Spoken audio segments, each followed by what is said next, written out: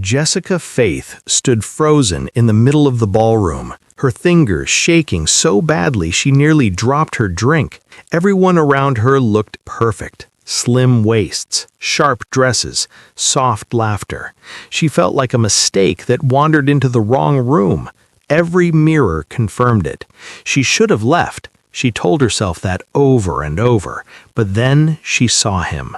Jun Hun-sung, the Korean Mafia boss people feared enough to lower their voices when his name was mentioned. He wasn't smiling, but he was watching her, not glancing, studying. Her chest tightened as his eyes moved over her body, slow and quiet, like he was counting something. For years, she'd learned to insult herself first. It hurt less that way. So when he finally stepped close, when the music dipped and the crowd leaned inward, she leaned in too, voice low, embarrassed, desperate to protect herself. "Korean men don't like thick women like me," she whispered. "I know I don't belong here." Jun Hun-sung paused. Then he smiled. She didn't know that those words, meant to shield her, were about to be repeated out loud. She didn't know the room was about to hear her shame in her own voice. And she didn't know that in this world, self-hatred wasn't weakness, it was ammunition. What he did next lasted less than 1 minute, but it followed her for the rest of her life. Before the story continues, let me say this. If any of these stories comfort you, entertain you, or make you feel understood, please subscribe. It's free, but it means everything to The invitation had arrived 3 weeks ago. Jessica still didn't understand why she'd been invited to the Seoul Metropolitan Business Gala. She was just a cultural liaison for a mid-tier American consulting firm, coordinating communications between their Korean and American offices. Nothing special, nothing that warranted an engraved invitation to the most exclusive event in Seoul's business calendar, but her boss had insisted. "Network, Jessica. Show them we're serious about our Korean expansion." So here she was, wearing a dress she'd ordered online because nothing in the Seoul boutiques fit her properly, standing among Korea's elite like an elephant in a room full of swans. Over the next 2 weeks, Jun Hun-sung appeared everywhere. At first, she thought it was coincidence. She'd see him at the coffee shop near her office, sitting by the window with a newspaper he never seemed to read. His eyes would lift when she entered, tracking her movement from the door to the counter to the small table in the corner where she always sat. Then he appeared at the business lunch her team held at a restaurant in Gangnam. He was at a private table in the back, speaking in low tones with men in expensive suits. But when she laughed at something her colleague said, his attention stopped. She could feel his heat against her skin. Karen from accounting noticed first. "Girl, that man is obsessed with you," she whispered during their team meeting the next day. Jun Hun-sung doesn't look at anyone twice. Everyone knows that. But he watches you like you're the only person in the room. Jessica shook her head, dismissing it. "He's just being polite. I'm working on the Korean expansion project. He probably wants to make sure we're taking it seriously." But even as she said it, she didn't believe it. Because over the following days, Jun Hun-sung's presence became constant. He'd appear at the gym where she worked out, always on the treadmill with a perfect view of her machine. His hand would brush her lower back when he passed her in the lobby, the touch lingering just a second too long to be accidental. He'd stand too close in elevators, his body radiating heat, his eyes never leaving her face. And his voice. God, his voice when he spoke to her. It would drop into this low, private register, like every word was a secret meant only for her ears. "You're working late again," he'd say, finding her at her desk at 8 p.m. "The project deadline is tomorrow." "I know." He'd lean against her desk, invasion of space that should have felt threatening, but somehow felt protective. "I've read every report you've submitted. Your analysis of the cultural integration barriers is exceptional." "You've read my reports?" "All of them." His eyes held hers, some more than once. The way he said it made her skin feel too tight. Before we continue, drop a comment below and let me know where you're watching from. Are you Team Jessica or Team Jun-Hun Sung? And if you're loving this story, don't forget to hit that like button and subscribe to Love and Tension for more stories that'll keep you up at night. Now let's continue. Jessica told herself it meant nothing. He was a businessman protecting his investment in the Korean expansion, that's all. She dismissed the way her body responded when he was near, the flush of heat, the quickening pulse, the way every nerve seemed to wake up and pay attention. She ignored the whispers that followed her through the office building. She pretended not to notice how other women looked at her with confusion and envy, as if they couldn't understand what Jun-Hun Sung saw in her that they lacked. But late at night, alone in her apartment, she couldn't ignore the truth. Something was happening between them, something intense and inevitable, and absolutely terrifying. 3 weeks after the gala, Jessica stayed late to finish the final presentation for the expansion project. The office was empty, the city lights of Seoul glittering through the floor-to-ceiling windows like fallen stars. She was gathering her materials when she knocked over a stack of folders on the conference table, folders she didn't recognize. Papers scattered across the polished surface, and there, in neat Korean and English, was her name, Jessica Faith, born Detroit, Michigan, age 29, education, B.A. International Business, Wayne University. Her hands trembled as she gathered the pages. There were photos of her, arriving at Incheon Airport 8 months ago, walking to her apartment, at cafes, at the gym. There were copies of her employment contract, her visa application, her lease agreement, and there was more. A police report from 5 years ago, the night Marcus, her ex-boyfriend, put his hands around her throat and squeezed until she saw stars. The restraining order, the court documents. Everything private, everything painful, laid out like evidence in a case file. You weren't supposed to find that. Jessica spun around. Jun-Hun Sung stood in the doorway, perfectly composed in a black suit, his expression unreadable. What the hell is this? Her voice shook with rage and fear and something else she couldn't name. You've been, what, investigating me? Yes. No hesitation, no apology. How long? 6 months. The air left her lungs. 6 months? I've only been in Seoul for 8. I know. He moved into the room, each step measured and deliberate. I knew about you before you knew about me. That's insane. Yes, he stopped 3 feet away, close enough to touch, but maintaining the distance like he was giving her space to run. Necessary? You had no right to... Marcus is in Seoul. The words hit her like a physical blow. What? Jun-Hun Sung's jaw tightened, the first crack in his composed exterior.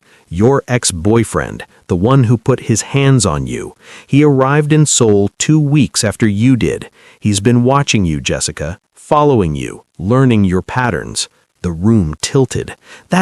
No, he can't. The restraining order means nothing here. This isn't Detroit. Jun-Hun Sung's voice hardened, rage bleeding through the careful control. Korean authorities won't enforce an American protection order, and your company's security is a joke, so I handled it. Handled it how? I had him deported, permanently blacklisted from entering South Korea, made sure he understands that if he ever tries to contact you through any channel, there will be consequences. Jessica's mind reeled. You had no right to... I had every right. Now the distance closed. He stepped forward, his presence overwhelming. You were in danger, real danger, and no one else was protecting you. I can protect myself. Can you? His hand lifted, fingers tracing the line of her jaw with devastating gentleness. Can you protect yourself from a man who spent months planning how to hurt you? A man who bought a plane ticket across the world just to find you? Tears burned in her eyes. How do you know all this? Because I make it my business to know everything about threats to what's mine. You're not mine. Not yet. His thumb brushed across her bottom lip, and she hated how her breath caught. But you will be. This is crazy. You don't even know me. I know you take your coffee black with 2 sugars. I know you work out at 6 a.m. because the gym is empty and you don't like people watching you. I know you call your mother every Sunday at 9 p.m. Detroit time and you always smile when you talk about your niece. His eyes held hers, dark and intense.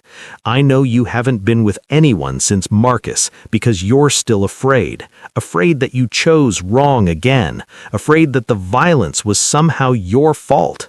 Each word stripped away a layer of her defenses. I know you see yourself as too much, too loud, too black for this country that stares at you everywhere you go. I know you make yourself smaller, quieter, trying to disappear. Stop! I know you haven't felt truly safe in 5 years. The tears spilled over. But you feel it with me, don't you? His voice dropped to that low, intimate register that made her insides liquid. Tell me you don't think about me when you're alone. Tell me you don't feel the air change when I walk into a room. Tell me your body responds to mine. His other hand came up, cradling her face between his palms. Lie to me, Jessica. Tell me I'm wrong. She couldn't. Because he wasn't wrong. Since that first night at the gala, something had been building between them, something intense and magnetic and absolutely undeniable. This is insane, she whispered. Yes. His forehead pressed against hers, but that doesn't make it less real. You investigated me, followed me, made decisions about my life without asking. I protected you when no one else would. I saw a threat, and I eliminated it. I'd do it again. His hands tightened fractionally on her face. I'd do worse. Why? Because from the moment I saw you, really saw you, Jessica, not the version of yourself you try to hide behind, I knew you were going to change everything. Junhan Sung, come home with me. It wasn't quite a question. Right now. Let me show you how I see you. I can't just, yes, you can. His thumb traced her jaw again, reverent and possessive all at once.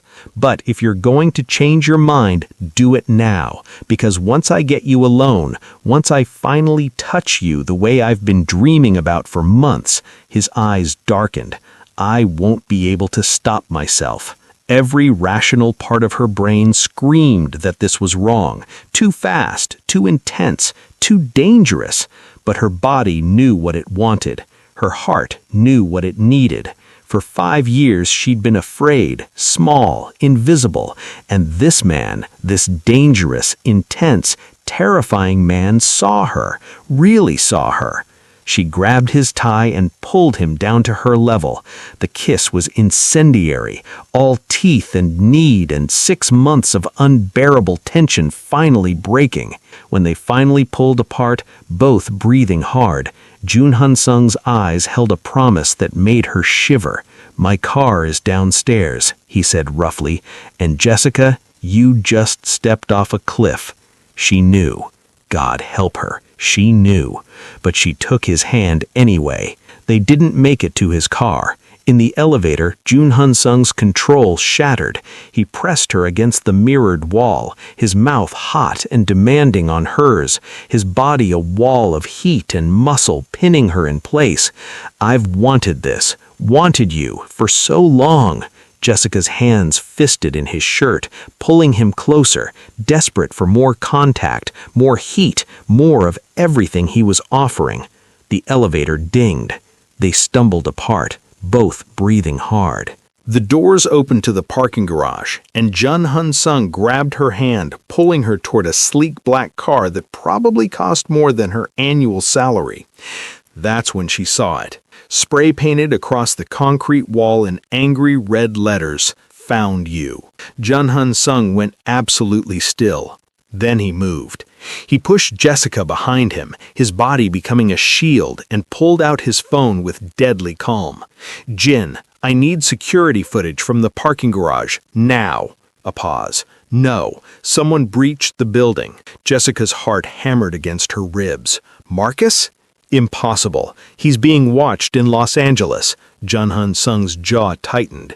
"But someone wants us to think it's him." "Us?" He turned to face her, and for the first time since she'd met him, she saw something like regret in his eyes. "Jessica, there's something I haven't told you." Ice flooded her veins. "What?" "In 2 days, my father is announcing my engagement to Park Min-ji." The world tilted. "Your what?" "The contract was signed 6 months ago, the same week you arrived in Seoul." He stepped toward her, but she backed away. "It's a business arrangement. My family's organization merged with the Park family to—" "Organization?" Her voice rose. "What organization? What are you talking about?" Jun Hun-sung's expression hardened. "My family controls most of the shipping routes in and out of Busan, legitimate businesses with less legitimate protections. The Parks control the ports in Incheon. The marriage was supposed to unite the territories.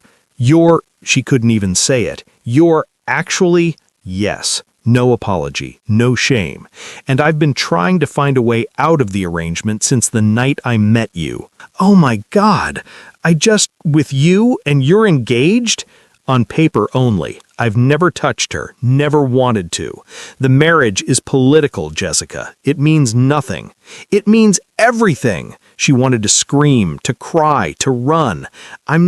I can't be the other woman. I won't." Her phone buzzed.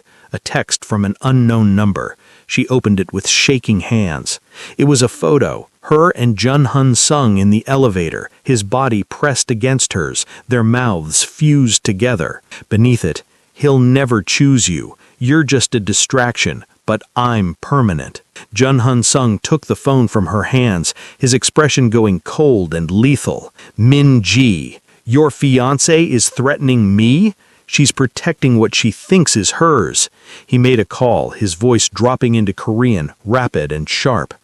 Jessica couldn't understand the words, but she understood the tone, pure, barely leashed rage. When he hung up, his eyes held a promise of violence. "I'm handling this." "By doing what? You can't just—" "I can and I will." He cupped her face, forcing her to meet his eyes. "No one threatens you. Not her, not Marcus, not anyone. Do you understand?" "This is insane. All of this is—" Another text, this time to Jun Hun-sung's phone. He read it, and his expression went deadly calm. "Get in the car." "What? No, I need to—" "Jessica," his voice cracked like a whip. "Get in the car, now." Something in his tone made her obey. As they peeled out of the parking garage, Jun Hun-sung made another call, speaking rapid Korean that sounded like orders being given to soldiers. "What's happening?" Jessica demanded. "Marcus isn't in Los Angeles anymore. He's here, in Seoul." "But you said—" "I was lied to. Someone helped him get through customs, someone with resources." His knuckles were white on the steering wheel. "And I have a very good idea who." They drove in tense silence through the neon-lit streets of Seoul, heading toward a part of the city Jessica had never seen. Industrial, shadowed, dangerous. Jun Hun-sung pulled into an underground parking structure beneath what looked like an abandoned warehouse. "Where are we?" "Somewhere safe. Somewhere I can protect you until I deal with this." He led her through concrete corridors lit by fluorescent lights, past men in dark suits who nodded to Jun Hun-sung with obvious deference. They entered an elevator that required a fingerprint scan, and when the doors opened, Jessica's breath caught. It looked like something from a spy movie. Wall-to-wall monitors displaying security feeds from what looked like locations across the entire city. Tactical maps, teams of people moving with military precision. And on the largest screen, a photo of Marcus tracked in real time through Seoul's streets. "What is this place?" "This is where I protect what's mine." Jun Hun-sung's voice was cold, controlled, nothing like the heat in the elevator. "The man I am in boardrooms and business meetings, that man plays by rules. That man smiles and shakes hands and pretends to care about appearances." He turned to face her, and the expression in his eyes made her shiver. "But the man I become when something threatens what's mine—" His hand came up, fingers tracing her jaw with devastating gentleness that contrasted with the violence in his words. "There are no rules." A door opened, and a man entered, Tall, scarred, dangerous looking. "Boss, we've located the target. He's in Itaewon, staying at a hostel under a fake name. We also confirmed Park Min-ji arranged his entry through customs. She's been feeding him information about Jessica's location." Jun Hun-sung's expression didn't change, but Jessica felt the rage rolling off him in waves. "Make Marcus an offer," he said quietly. $50,000 and a plane ticket back to the States. If he's still in Seoul by midnight, the offer expires. And then I make sure he can't threaten her ever again. The casual way he said it, the absolute certainty, should have terrified Jessica. Instead, part of her felt something else. Relief. Safety. Because for the first time in 5 years, someone was actually protecting her. Not with restraining orders that meant nothing, not with empty promises, with action, with certainty, with the kind of power that made dangerous men back down. "Don't kill him," she heard herself say. Yoon Hung-sung turned to her, surprise flickering across his features. "But make sure he understands. Make sure he knows that if he ever comes near me again, anywhere in the world, there will be consequences." Something like pride flashed in Yoon Hung-sung's eyes. "You're perfect," he breathed. Then to the scarred man, "You heard her. Deliver the message." The man nodded and left. Yoon Hung-sung turned back to the monitors, and Jessica watched as teams mobilized, tracking Marcus through the city like hunters closing in on prey. It should have horrified her. Instead, she moved closer to Yoon Hung-sung, her hand finding his. "What about Min-ji?" His jaw tightened. "That's a more complicated problem. Because of the business arrangement? Because of my father." He pulled up another screen, showing an older Korean man in an expensive suit. He orchestrated the engagement. It represents the culmination of 20 years of negotiations between our families. He won't let it go without a fight. "So what do we do?" "We?" He looked at her, something like wonder in his expression. "You're not running? Where would I go? Apparently I have a stalker ex-boyfriend and a jealous almost wife trying to destroy me. I'm safer with the Mafia boss who's obsessed with me." "I'm not just obsessed, Jessica." He pulled her close, his forehead pressing against hers.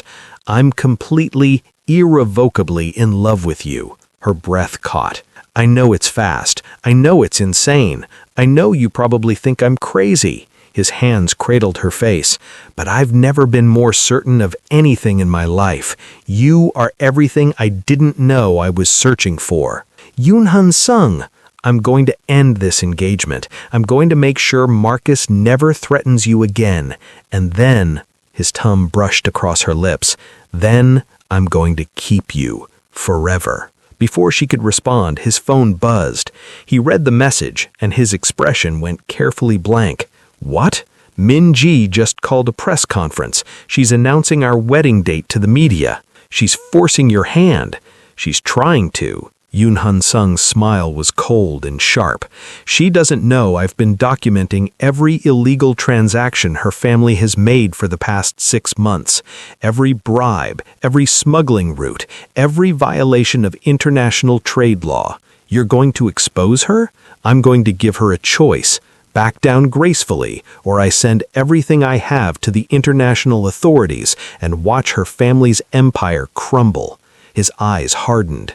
"And if she comes after you again, I won't give her a choice." Jessica should have been horrified by the casual threat. Instead, she kissed him. Because in Yoon Hung-sung's dangerous world, this was love. Yoon Hung-sung took her to a penthouse apartment in Gangnam that overlooked the entire city. Floor-to-ceiling windows, marble floors, silk drapes, and security so tight Jessica had counted 4 different checkpoints just to get to the private elevator. "You'll stay here until this is handled," he said, his hand on the small of her back, as he guided her inside. "How long will that take?" "A few hours, maybe less." He pulled off his jacket, and Jessica saw the gun holstered at his side for the first time. "My team is already delivering the message to Marcus, and Min-ji," his smile was cold and sharp, "she'll receive my evidence package within the hour. And if she doesn't back down, she will." The certainty in his voice was absolute, "because she knows what I'm capable of." He disappeared into another room, and Jessica was left alone with her thoughts that were spiraling, terrified, exhilarated. She'd just stepped into a world she didn't understand, a world of power and violence and dangerous men who solved problems with threats instead of lawyers. She should run.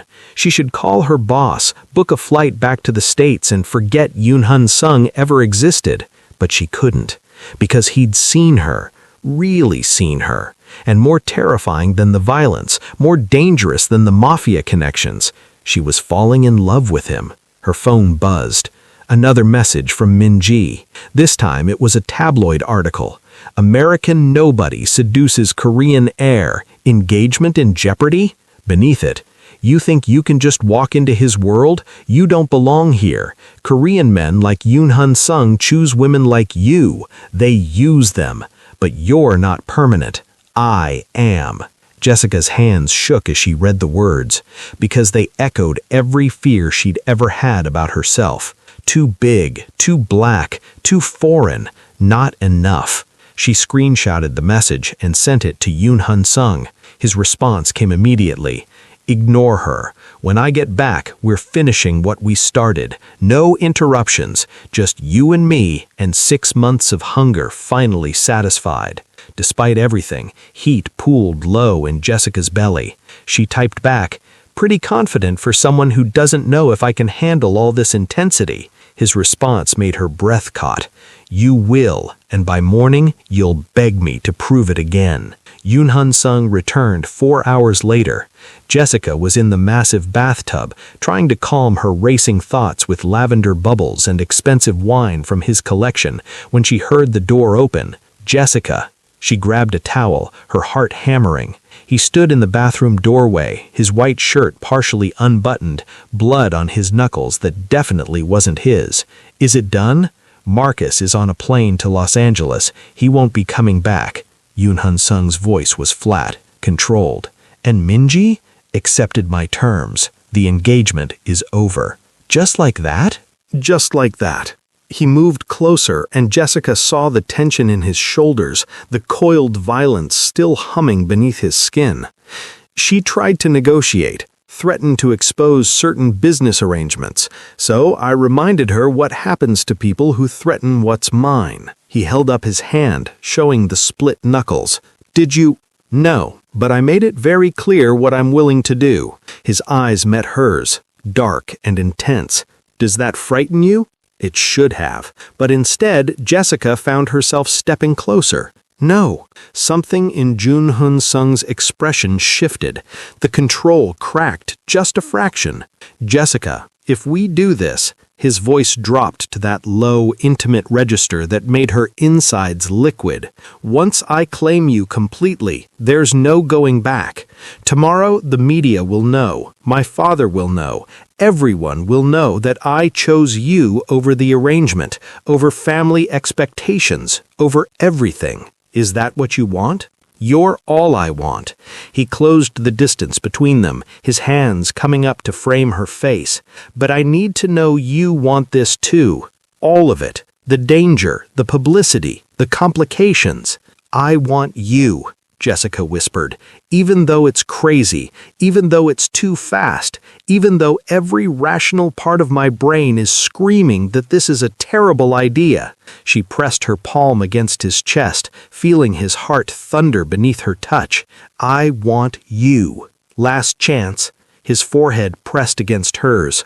Once we do this, once I claim you completely, I won't let you go. Ever. She answered by pulling him down into a kiss, and Yoon Sung's control finally, completely shattered. He lifted her like she weighed nothing, carrying her to the bedroom, his mouth hot and demanding on hers. When he laid her on the silk sheets, his eyes traveled over her body with that same intense focus she'd seen that first night at the gala. Do you know how long I've waited for this? His voice was rough with need. How many nights I've imagined touching you, tasting you, making you mine. His hands mapped every inch of her skin, learning her curves with devastating attention. His mouth followed, placing kisses along her collarbone, her breasts, the soft curve of her stomach. "You're beautiful," he breathed against her skin. "Every inch of you. Perfect. I'm not." "You are." His eyes lifted to hers, fierce and certain, "and I'm going to spend the rest of my life proving it to you." What followed was hours of intensity Jessica had never experienced before. Jun Hun Sung touched her like she was precious and unbreakable, while simultaneously claiming her with a possessiveness that left no doubt she was his. He demanded eye contact, refused to let her hide or look away, insisted on seeing every reaction, every pleasure, every moment of surrender. "Stay with me," he commanded, when her eyes started to drift closed. "I want to see everything you're feeling." By the time dawnlight filtered through the windows, Jessica could barely move. Every muscle ached. Every nerve felt raw and oversensitized, and Jun Hun Sung looked absolutely satisfied. "I can't move," she whispered. "Good." He pulled her against his chest, his arms wrapping around her with protective possessiveness. "You're insane." "About you? Absolutely." His lips brushed her temple. "Get some rest. Tomorrow we deal with the fallout." "What fallout?" "My father, the media. Everyone who's going to have an opinion about us." His arms tightened fractionally. "It's going to get ugly, Jessica. People are going to say terrible things about you, about us, about why I chose you. Can we handle it?" "We can handle anything, as long as we're together." His voice held absolute certainty. "As long as we're together." Jessica wanted to believe him, but a small voice in the back of her mind whispered that tomorrow was going to change everything. She had no idea how right that voice was. The headline broke at 6 a.m. Jessica woke to her phone exploding with notifications. "Heir to Korean shipping empire breaks engagement for American nobody." Jun Hun Sung chooses obese black woman over Park Dynasty daughter. Cultural disgrace. Business tycoon abandons Korean bride for foreign mistress. Each headline was worse than the last. And the photos? God, the photos! Someone had captured them leaving Jun Hun Sung's office building, her dress rumpled, his hand possessive on her lower back, both of them looking thoroughly claimed. The comment section was even worse. In Korean and English, hundreds of people sharing their opinions on her body, her race, her worthiness. What does he see in her? She's huge. This is what happens when foreigners corrupt our culture. She probably trapped him, got pregnant or something. Korean men don't actually want women who look like that. He's just using her for attention. Jun Hun Sung found her sitting on the bathroom floor, phone clutched in her shaking hands, tears streaming down her face. "Jessica." "They're right," she whispered. "I don't belong in your world. I'm too different, too—" "Stop." He crouched in front of her, taking the phone from her hands and setting it aside. "They don't know you. They don't know us. But they're saying nothing that matters." His hands cradled her face, forcing her to meet his eyes. "Nothing that changes how I feel about you." "Your father called, didn't he?" Jun Hun Sung's jaw tightened. "Yes." "What did he say?" "That I'm destroying the family legacy, that I'm choosing poorly, that you're—" He stopped, anger flashing in his eyes. "That what?" "Unsuitable." The word came out like poison. Fresh tears spilled down Jessica's cheeks. "Maybe I should leave, go back to the States. This is destroying your reputation, your business." "No." The word was absolute. "You're not running because small-minded people can't handle the truth." "What truth?" "That I love you, that you're extraordinary, that anyone who can't see that isn't worth my time or respect." He pulled her close, his arms wrapping around her with fierce protectiveness. "Even my father." Jessica wanted to believe him, but the comments kept coming, the articles kept multiplying, and 3 hours later, things got infinitely worse. A knock at the door revealed Minji. She looked perfect in a cream designer suit, her makeup flawless, her smile sharp as a knife. "We need to talk," she said, pushing past Jun Hoon-sung into the apartment. "Just the three of us." "Get out," Jun Hoon-sung said coldly. In a moment, Minji's eyes traveled over Jessica with barely concealed contempt. "First, I want to make our new friend an offer. I'm not interested in anything you— $5 million. Minji's smile widened. "That's what I'm willing to pay to make this situation go away." Jessica's stomach turned. "You're trying to pay me to leave? I'm offering you a life-changing amount of money to do what's best for everyone." Minji perched on the arm of the sofa like she owned the place.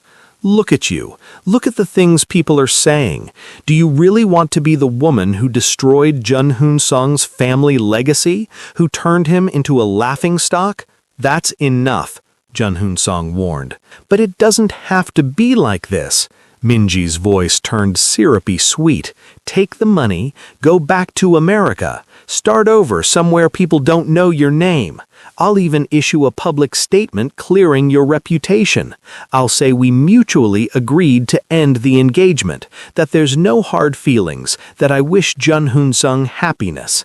And in exchange, you disappear. Permanently. You never contact Jun Hoon-sung again.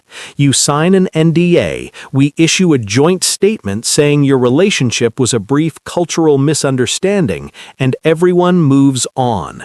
Minji's eyes glittered with malicious satisfaction. "Or I make sure the media knows every ugly detail of your past, your abusive ex-boyfriend, the restraining orders, the fact that you're on medication for— Stop talking."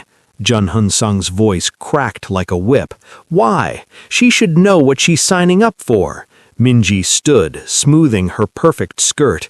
"The media is already circling. They've already dug into your background, Jessica. In 24 hours, they'll publish everything.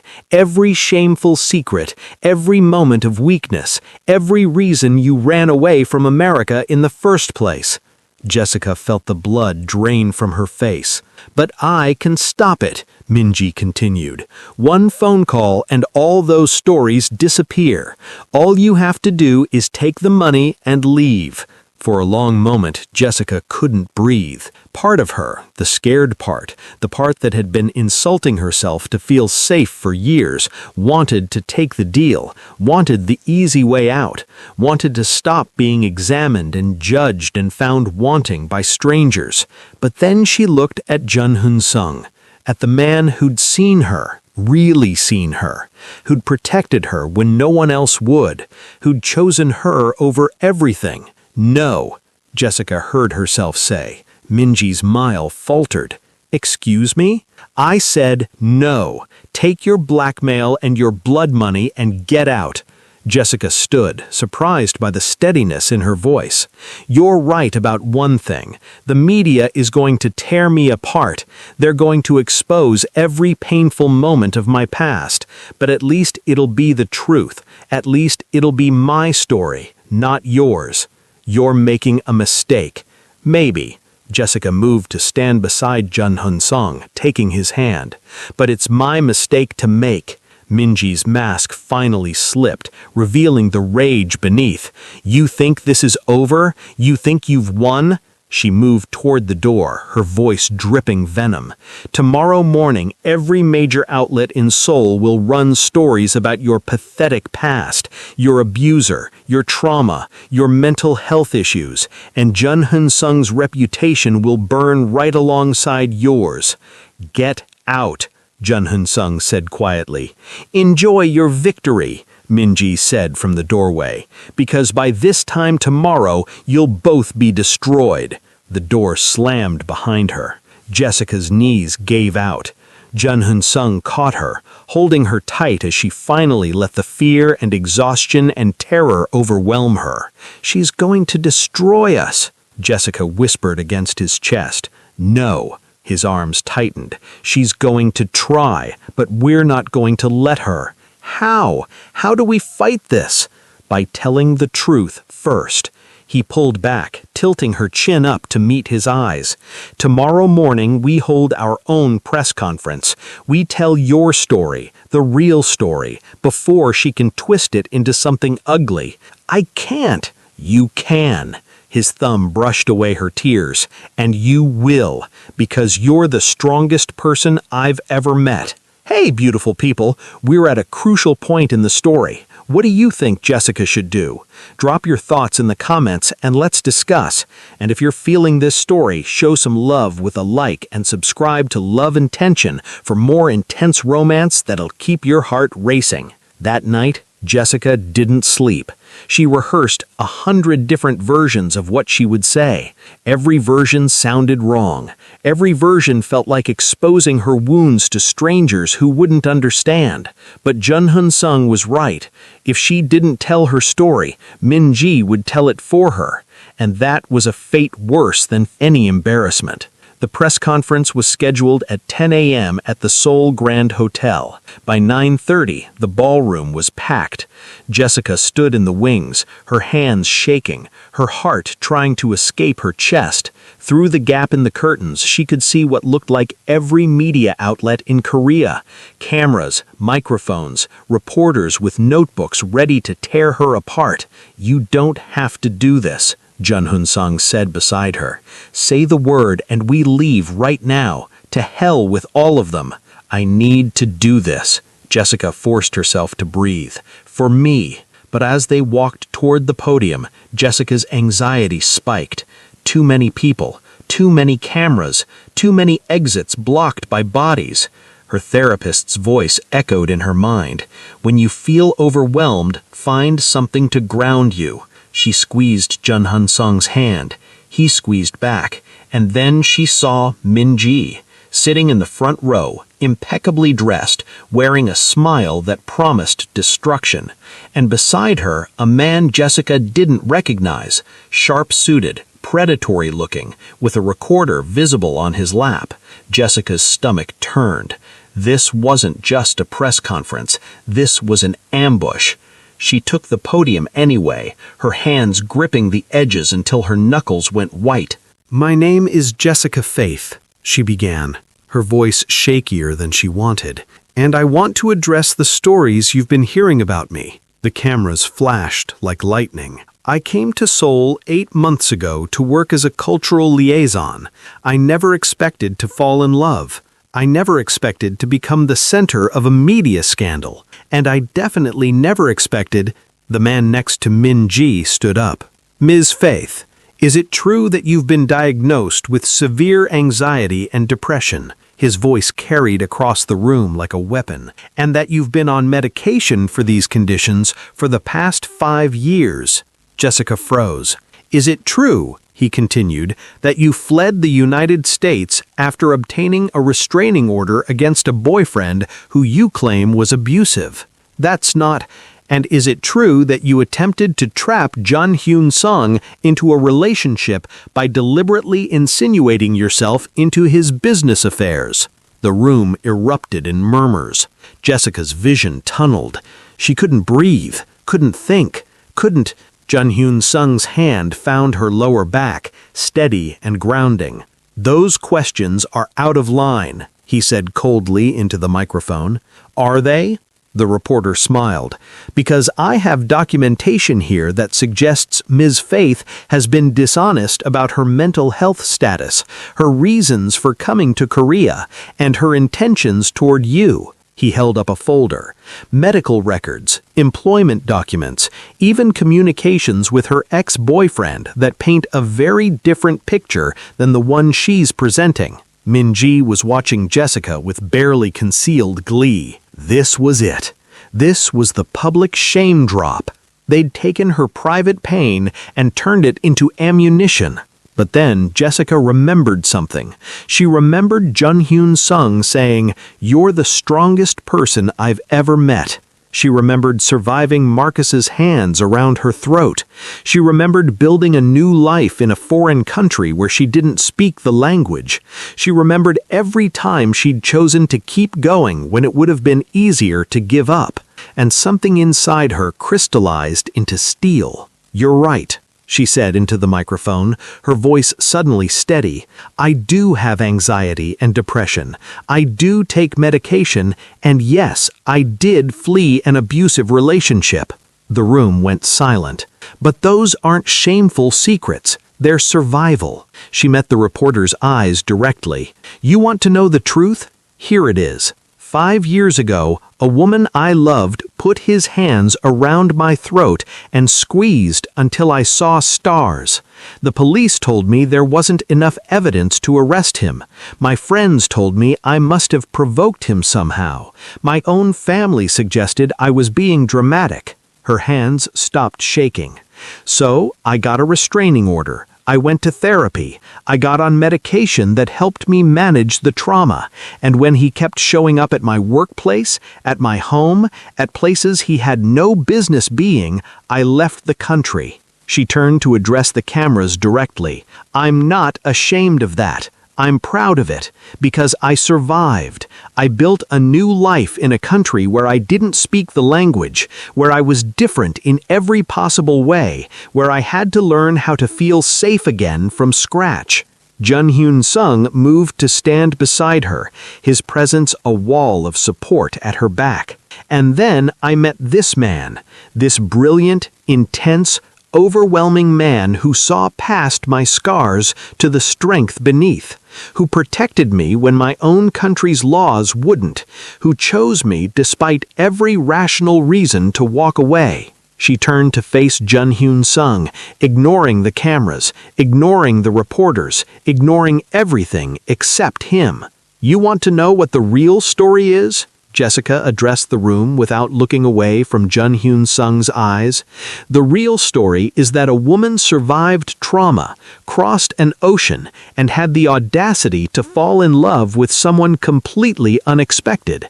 And that makes you uncomfortable." She finally turned back to the reporters. "It makes you uncomfortable because I don't fit your narrative. I'm fat, I'm black, I'm mentally ill by your standards. I'm everything your culture tells you is wrong." Her voice hardened. "But I'm also here. I'm also loved. I'm also worthy. And if that threatens you, that's your problem, not mine." The room erupted. Questions were shouted. Cameras flashed. But Jessica just took Jun-Hyun Sung's hand and started to walk away from the podium. That's when Min-ji made her move. She stood, her voice cutting through the chaos.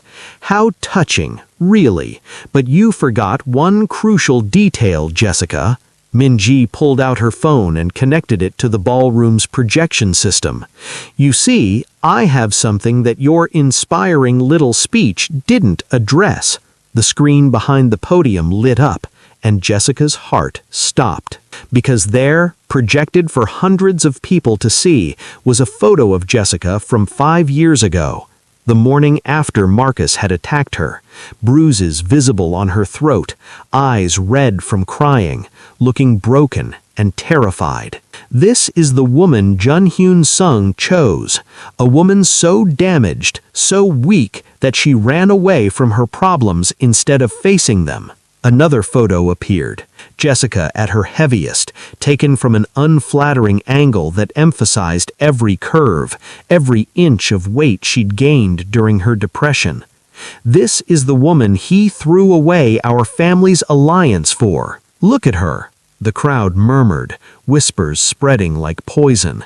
Jun-Hyun Sung moved towards Min-ji with lethal intent, but Jessica grabbed his arm. "No," she said quietly. "Let her finish." Min-ji's smile widened. "Oh, I'm not finished, because I have messages between Jessica and her ex-boyfriend from just 3 months ago." New images appeared. Text messages Jessica didn't even remember sending. "I miss you sometimes. I wonder if I made the right choice leaving.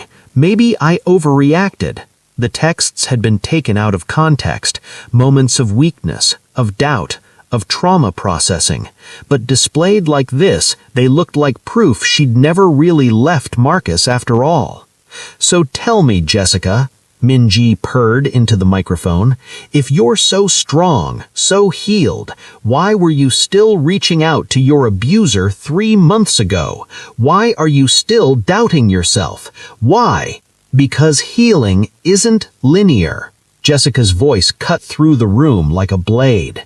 She walked back to the podium, ignoring the photos, ignoring the whispers, ignoring everything except the cameras. You want to weaponize my trauma? Fine, let's talk about it. She addressed the entire room, her voice steady despite the tears threatening to spill. Yes, I sometimes miss Marcus, not because I want him back, but because abuse creates these twisted bonds that take years to untangle. Yes, I sometimes doubt my choices. That's what trauma does. It makes you question your own reality. She pointed at the photos on the screen. And yes, I looked like that after he hurt me. I was broken. I was scared. I gained weight because food was the only thing I could control when everything else was chaos. Her voice rose, powerful and certain. But you know what? That's not weakness. That's being human. That's surviving however you can when the world is trying to destroy you. She turned to Minji directly. You think showing these photos humiliates me? You think exposing my messages makes me look weak? Jessica's laugh was sharp and bitter. All you've done is prove my point. You've proven that society weaponizes women's trauma, that we're expected to be perfect victims, to survive gracefully, to heal quickly, to never doubt or struggle or look anything less than put together. She stepped closer to Minji, her voice dropping to something cold and dangerous. But I'm not a perfect victim. I'm a real person, and the only person who should be ashamed here is you, for violating medical privacy laws, for illegally obtaining sealed records, for hiring someone to hack into private communications. Jun-Hun Song stepped forward, his voice carrying the absolute weight of authority. Every photo you just displayed, every record you accessed, every message you showed, all obtained illegally, all documented. And I have proof. New images appeared, email trails between Minji and a private investigator, payment records, communications discussing how to destroy the American woman. So here's what's going to happen. Jun-Hun Song continued, his voice lethal. You're going to publicly apologize to Jessica for this violation.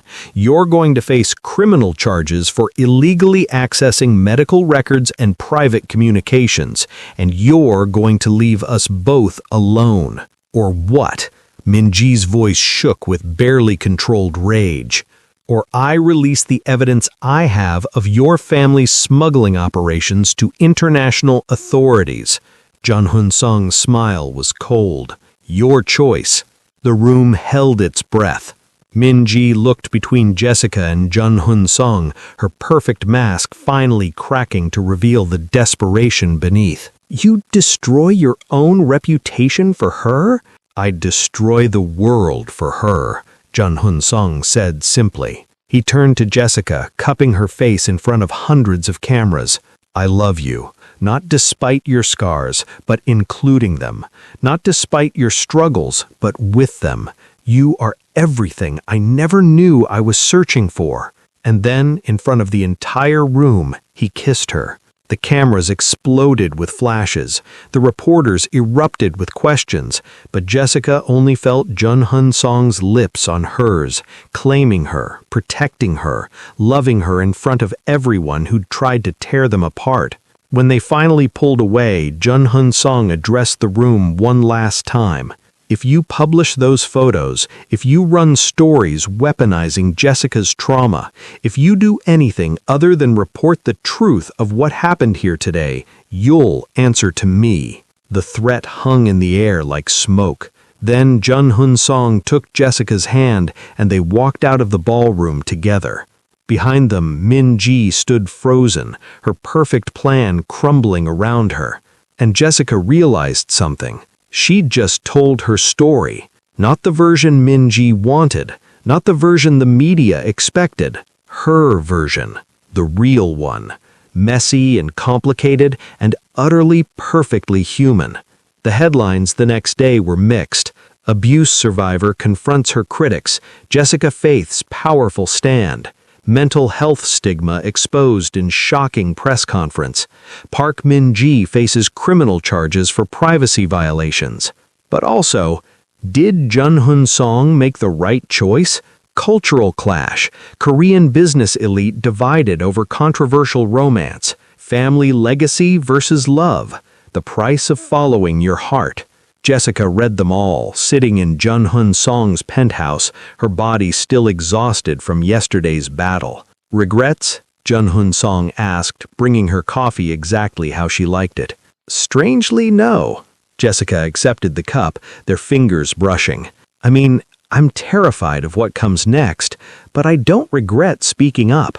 Good, because you were magnificent. I was a mess. You were real. And that's far more powerful than perfect. His phone buzzed, he glanced at it, and something shifted in his expression. What? My father wants to meet you. Jessica's stomach dropped. That's probably not good. Probably not, Jun Hun-song agreed. But it's happening whether we want it to or not. The meeting was arranged that afternoon at his father's estate in Gangnam.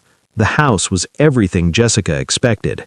Traditional Korean architecture combined with obvious wealth, every detail speaking of power and legacy and expectations. Jun Hun-song's father, Jun Dae-jung, sat in a formal receiving room, his expression carved from stone. So, you are the woman destroying my son's future. Father, Jun Hun-song warned. No. Jessica squeezed Jun Hun-song's hand and released it. Jun Dae-jung's eyebrows rose fractionally. You are not what I would choose for my son. You come from nothing. You bring scandal. You are everything he didn't expect to want, Jessica interrupted quietly. I know, trust me, I'm as surprised as you are. You think this is amusing? No, I think it's terrifying. Jessica met his eyes directly. Do you think I wanted this? To fall in love with someone so far outside my world that every single day I wonder if I'm making the biggest mistake of my life? Something flickered in Jun Dae-jung's expression. But here's what I do know. I know your son is extraordinary. I know he's brilliant and protective and loyal to the people he loves.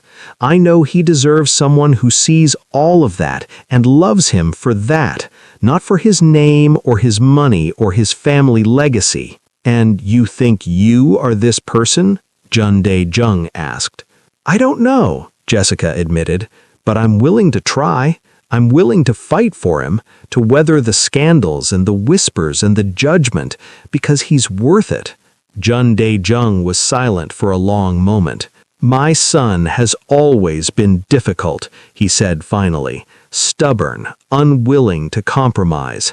Those are his best qualities, Jessica said. The corner of Jun Dae-jung's mouth twitched, almost a smile. I do not approve of this relationship. I know. I think you are making my son's life more complicated. I know. But, he paused, he has never looked at anyone the way he looks at you, and I am old enough to recognize when I have lost an argument. Jun Hun-sung's hand found Jessica's. I will not make this easy for you, Jun Dae-jung continued. I will not pretend to understand. But, he sighed, if you make my son happy, I will learn to accept it. It wasn't approval, but it was a start. The wedding was small. No press, no scandal, just love. Jessica wore a dress that actually fit, custom-made by a designer who understood that beauty came in all sizes.